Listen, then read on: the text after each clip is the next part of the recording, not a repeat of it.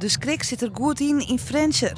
Juist de jong kwam de tenten op de brede plaats in het centrum naar onderen. Een van de stielen kabels waarmee de tenten omhegelutsen waren, brut ze onverwachts aan.